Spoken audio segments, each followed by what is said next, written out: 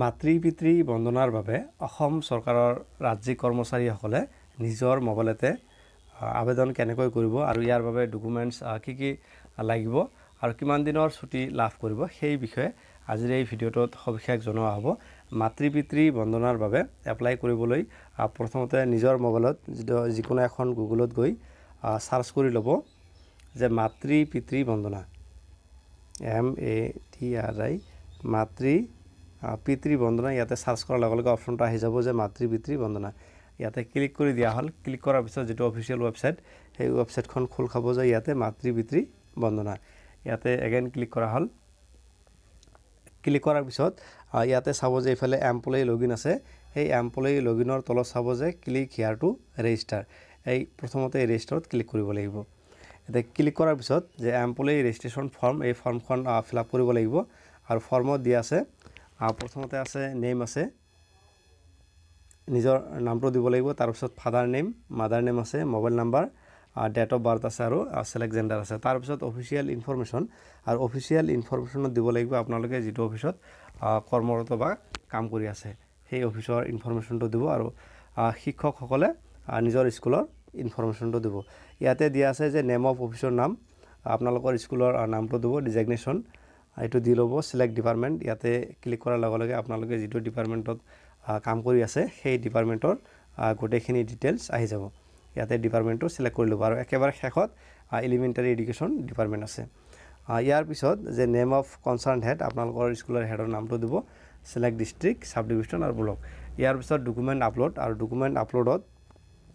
প্ৰথমতে আপলোড কৰিব লাগিব যে অফিচিয়েল আইডি তাৰ পিছত ফটো আছে আৰু টিচাৰসকলে অফিচিয়েল যদি আইডি নাথাকে তেতিয়াহ'লে এপইণ্টমেণ্ট লেটাৰখন আপলোড কৰিব পাৰে আৰু ইয়াৰ পিছত ফটো আছে ফটোৰ যেটো ডাইমেনশ্যন আছে এটো সাইজ হ'ব লাগিব 600 × 600 তলত মেনশ্যন কৰা আছে আৰু অফিচিয়েল আইডিৰ হ'ব লাগিব 700 × 900 নহলে কিন্তু এটো একসেপ্ট নহব। তাৰ পিছত ইয়াতে আই সাৰ্টিফাইড ডেট ডাইভ অফ ইনফৰমেশ্যন ইয়াতে ক্লিক কৰিব। ক্লিক কৰাৰ পিছত ইয়াতে ক্যাপচাটো দিব দিয়াৰ পিছত ইয়াতে ৰেজিষ্টাৰত ইয়াতে ক্লিক কৰিব। ৰেজিষ্টাৰত ক্লিক কৰাৰ পিছত আপোনালোকৰ ফৰ্মখন যেতিয়া ফিল আপ হ'ব হোৱাৰ পিছত ৰেজিষ্টাৰ হোৱাৰ পিছত আকৌ এমপ্লয়ি লগইন এই লগইনত আহিব লাগিব। ইয়াতে ইন্টাৰ ৰেজিষ্টাৰ যেটো মোবাইল নাম্বাৰ দিছিল সেই মোবাইল নম্বৰটো ইয়াতে ক্লিক কৰিব লাগিব। ইয়াতে মোবাইল নম্বৰটো ইয়াতে দিয়া হ'ল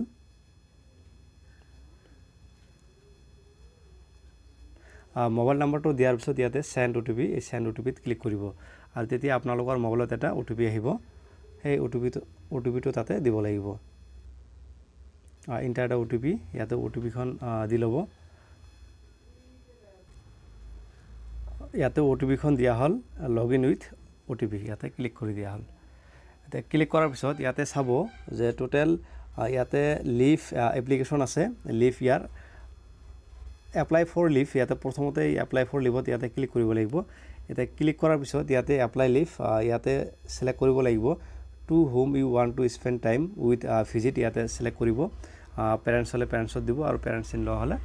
পেৰেণ্টছ ইন লজ দিব। ইয়াতে এইখিনি সিলেক্ট কৰাৰ পিছত ইয়াতে লিভ ফ্ৰম টিচাৰসকলে 6 পৰা 9 তাৰিখলৈকে এটো লিভ ল'ব পাৰিব কাৰণ 9 তাৰিখটো এটো স্পেশালি এটো লিভ দিলিছে এটো লিভ ফ্ৰম ইয়াতে লিভটো আছে এইখিনি দিব। দিয়াৰ পিছত সিলেক্ট ষ্টেট সিলেক্ট ডিস্ট্ৰিক্ট তাৰ পিছত দিয়া আছে যে এড্ৰেছ ডিউৰিং লিভ আপোনালোকৰ যৰ পৰা লিভ ল'ব তাতে এড্ৰেছটো দি ল'ব village town post office pin code ইয়াতে দিয়াৰ পিছত ইয়াতে এপ্লাই বুলি ইয়াতে ক্লিক কৰিব। এতে ক্লিক কৰাৰ পিছত ইয়াতে চাব যে আপোনালোকৰ যেটো মাই প্ৰফাইল ইয়াতে আপোনালোকৰ নামটো আহিব নামটোৰ পিছত ইয়াতে মাই প্ৰফাইল আছে মাই প্ৰফাইলৰ পিছত মাই ড্যাশবোৰ্ড আছে সেই ড্যাশবোৰ্ডত ইয়াতে ক্লিক কৰিব। ক্লিক কৰাৰ পিছত ইয়াতে আপোনালোকৰ যেটো লিভ এপ্লিকেশ্যন আছে সেই আইডিটো থাকিব লিভ ইয়াৰ আছে লিভ ফ্ৰম লিভ টু ইয়াতে ভিউ ডিটেইলছত ইয়াতে ক্লিক কৰি আপোনালোকে চাব পাৰিব। তাৰ পিছত জেনাৰেল এপ্লিকেশ্যন ইয়াতে জেনাৰেলত ক্লিক কৰিব আৰু ক্লিক কৰাৰ পিছত আপোনালোকৰ এখন ফৰ্ম উলিয়াব আৰু ফৰ্মখন আপোনালোকে চাব যে তাতে কি লিখিব লাগিব আৰু এই ফৰ্মখনত নিজৰ সিগনেচাৰ লাগিব আৰু যেটো seal and signature of head of department এটো সিল এণ্ড সিগনেচাৰ দি সেই ফৰ্মখন আপলোড কৰিব লাগিব।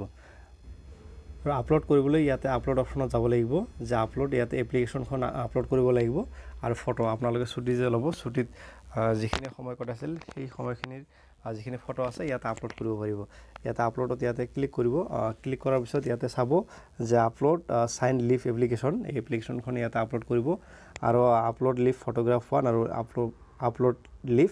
ফটোগ্ৰাফ 2 ইয়াতে ফটো দুখন আপলোড কৰিব লাগিব তাৰ পিছত ইয়াতে আপলোড কৰিলে আপোনালোকৰ এই কামখিনি সম্পূৰ্ণৰূপে হৈ যাব আৰু আপোনালোকে ইয়াতে হাউ টু ইয়াতে এপ্লাই এটা অপচন আছে সেই হাউ টু এপ্লাই ক্লিক কৰি চাব পাৰে ইয়াতে হাউ টু এপ্লাই ইয়াতে ক্লিক কৰা হল ক্লিক কৰাৰ পিছত ইয়াতে এখন ফৰ্ম আহিব ইয়াতে এটো ডাউনলোড কৰা হল ইয়াতে চাব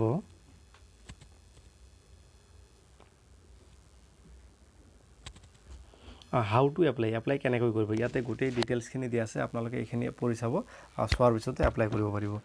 যদিহে ইউটিউব চেনেলৰ পৰা চাই আছে তেতিয়াহলে প্লিজ চেনেলটো সাবস্ক্ৰাইব কৰি ল'ব আৰু যদিহে ফেসবুক পেজৰ পৰা চাই আছে পেজটো ফলো কৰিব thank you very much for watching thank U